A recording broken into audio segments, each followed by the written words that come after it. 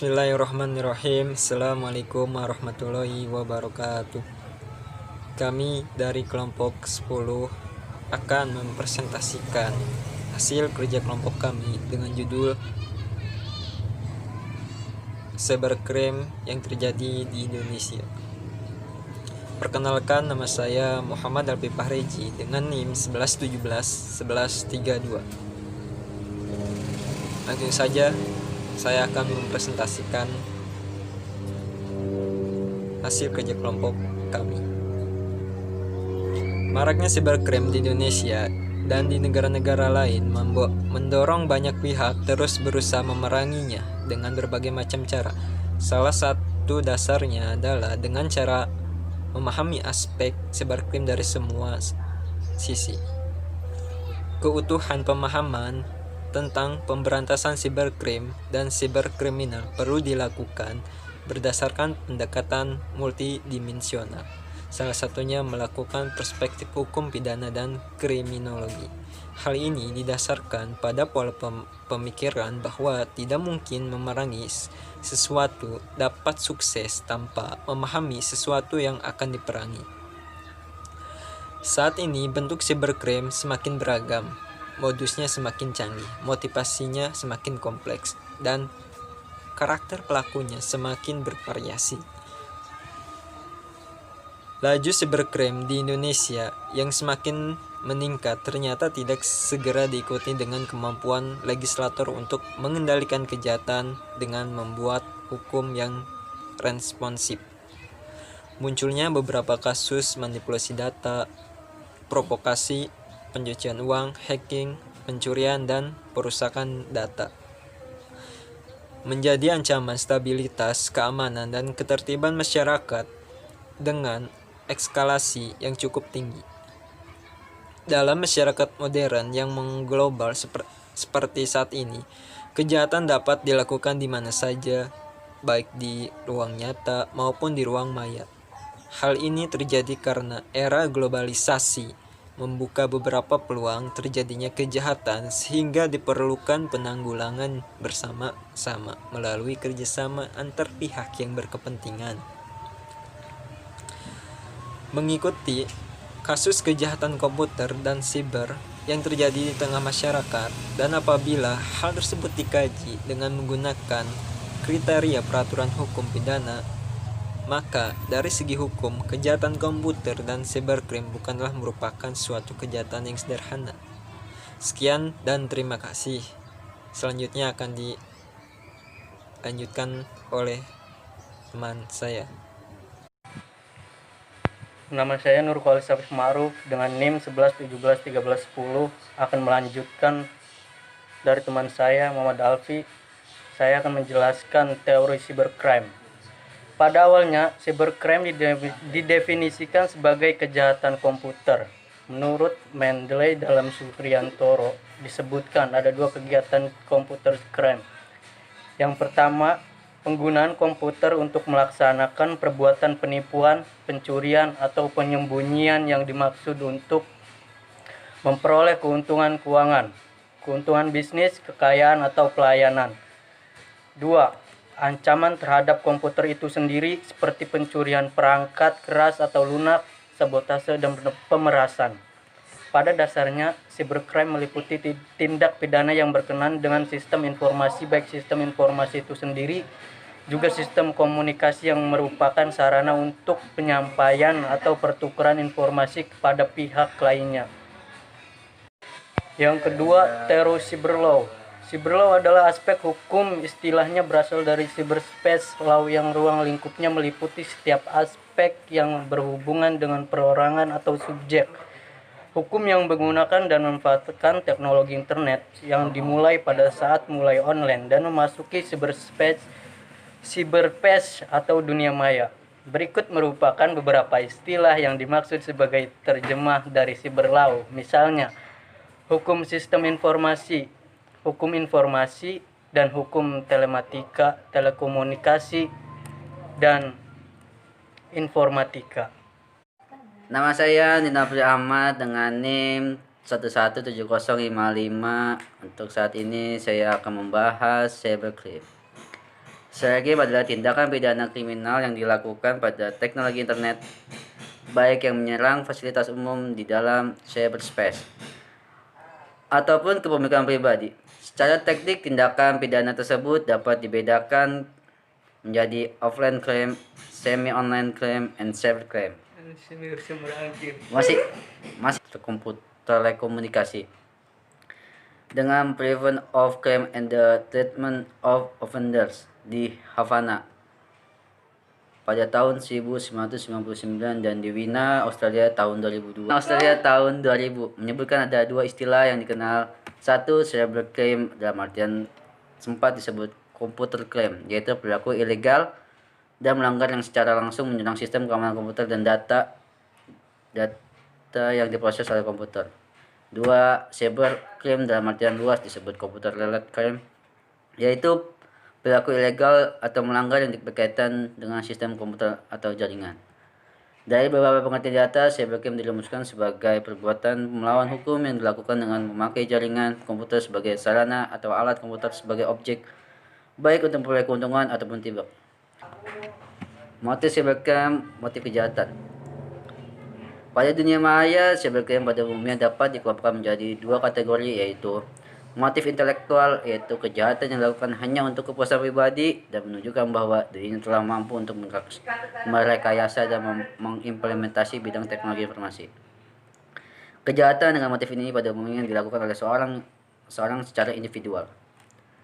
Dan kedua adalah motif ekonomi, politik, dan kriminal, yaitu kejahatan yang dilakukan keuntungan pribadi atau golongan tertentu yang berdampak pada kerugian secara ekonomi dan politik pada pihak lain karena memiliki tujuan yang dapat berdampak besar. Kejahatan dengan motif ini pada umumnya dilakukan oleh sebuah koperasi. Assalamualaikum warahmatullahi wabarakatuh. Perkenalkan, nama saya Supian Mubarok Alamjai dengan NIM 11171044. Di sini saya akan menjelaskan tentang cybercrime di Indonesia, antara lain sebagai berikut. Yang pertama, pencurian akun user internet. Hal ini dapat terjadi karena pemilik user kurang waspada terhadap keamanan dunia maya. Dengan membuat user dan password yang identik atau gampang ditebak, memudahkan para pelaku kejahatan dunia maya ini melakukan aksinya. Yang kedua, deface, membajak situs web, adalah mengubah tampilan website menjadi keinginan pelaku kejahatan. Bisa menampilkan tulisan-tulisan provokatif atau gambar-gambar lucu. Yang ketiga, probing dan scanning, adalah melakukan pengintaian. Cara yang dilakukan dengan melakukan port scanning atau probing untuk melihat servis-servis yang tersedia di server target. Yang keempat, virus dan trojan. Virus merupakan program komputer yang dapat menggandakan atau menyalin dirinya sendiri dan menyebar dengan cara mengisipkan salinan dirinya ke dalam program atau dokumen lain. Trojan adalah sebuah bentuk perangkat lunak yang mencurigakan yang dapat merusak sebuah sistem atau jaringan. Tujuan trojan adalah memperoleh informasi dari target, password, kebiasaan user yang tercatat dalam sistem login, data, dan lain-lain, dan mengendalikan target, memperoleh hak akses pada target. Yang kelima, denial of service atau DOS attack, adalah jenis serangan terhadap sebuah komputer atau servis di dalam jaringan internet dengan menghabiskan sumber yang dimiliki oleh komputer tersebut. Penanggulangan pada cybercrime. Yang pertama, mengamankan sistem. Langkah awal yang perlu dilakukan oleh para pengguna teknologi internet dalam upaya penanggulangan cybercrime adalah melindungi dari kejahatan dengan mengamankan sistem komputer. Namun kesadaran masyarakat dalam tingkat pengamanan semakin tinggi.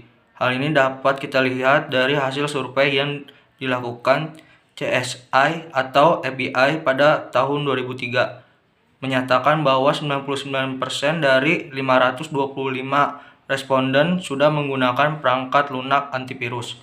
Yang kedua, penanggulangan global. Menurut OECD, the Organization for Economic Cooperation and Development, beberapa langkah penting yang harus dilakukan setiap negara untuk penanggulangan cybercrime. Yang pertama, melakukan modernisasi hukum pidana, meningkatkan sistem pengamanan jaringan komputer nasional sesuai standar internasional, meningkatkan kepemahaman serta operatur penegak hukum. Yang ketiga, penanggulangan perlunya cyberclaw. Perkembangan teknologi yang sangat pesat membutuhkan pengaturan yang berkaitan dengan pemanfaatan teknologi tersebut seperti Undang-Undang Nomor 11 Tahun 2008. Peraturan ini sangat diperlukan dikarenakan begitu banyak pelanggaran yang dilakukan di dalam dunia maya saat ini. Yang keempat, perlunya dukungan dari lembaga khusus.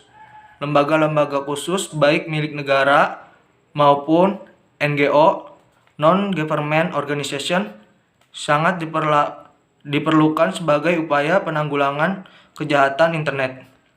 Indonesia sendiri memiliki IDCERT, Indonesia Computer Emergency Response Team. Unit ini merupakan point of contact bagi orang yang melaporkan masalah-masalah keamanan. Perkenalkan, nama saya Yoga Setia Sidik dengan NIM 1117 1037. Di sini saya akan melanjutkan presentasi dari kelompok kami, yaitu tentang cyberlaw. Pengertian cyberlaw dapat didefinisikan sebagai seperangkat aturan hukum yang diberlakukan untuk menghalangi perbuatan melawan hukum yang dilakukan untuk menggunakan teknologi internet atau cybercrime. Cyberlaw di Indonesia, sejak 1 dekade terakhir, Indonesia cukup serius menangani berbagai kasus terkait cybercrime, menyusun berbagai rancangan peraturan undang-undang yang mengatur aktivitas user di dunia maya. Adapun undang-undang yang mengatur cybercrime di Indonesia yaitu UU Informasi dan Transaksi Elektronik pasal 27 sampai pasal 35. Pasal 27 illegal content, yaitu muatan yang melanggar kesusilaan atau pornografi, muatan perjudian atau muatan penghinaan dan pencemaran nama baik.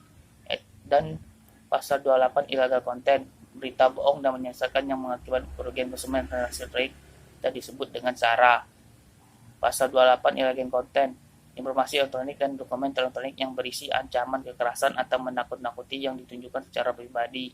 Pasal 30 illegal access, dengan sengaja dan tanpa hak atau melawan hukum mengakses komputer atau sistem elektronik milik orang lain dengan cara apapun.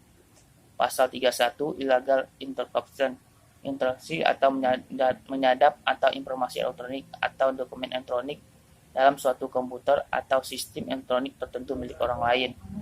Pasal 32 data liakek dan espionak, mengubah, menambah, mengurangi, melakukan transmisi, merusak, menghilangkan, memindai, menyembunyikan suatu informasi elektronik atau dokumen elektronik milik orang lain atau milik publik. Pasal 33 sistem interface, melakukan tindakan apapun yang berakibat terganggunya sistem elektronik atau mengakibatkan sistem elektronik menjadi tidak bekerja sebagaimana semestinya. Pasal 34 misuse of the peace, memproduksi atau menjual atau mengadakan digunakan untuk mengekspor, mendistribusi, menyediakan atau memiliki perangkat keras atau perangkat lunak komputer yang dirancang untuk secara khusus dikembangkan untuk memfasilitasi cybercrime. Pasal 35 yaitu data interference, setiap orang dengan sengaja dan tanpa hak atau menghukum melakukan manipulasi, menciptakan perubahan, penghilangan, perusakan informasi elektronik atau dokumen elektronik dengan tujuan agar informasi elektronik dan dokumen elektronik tersebut dianggap seolah-olah data yang otentik. Demikianlah dari saya.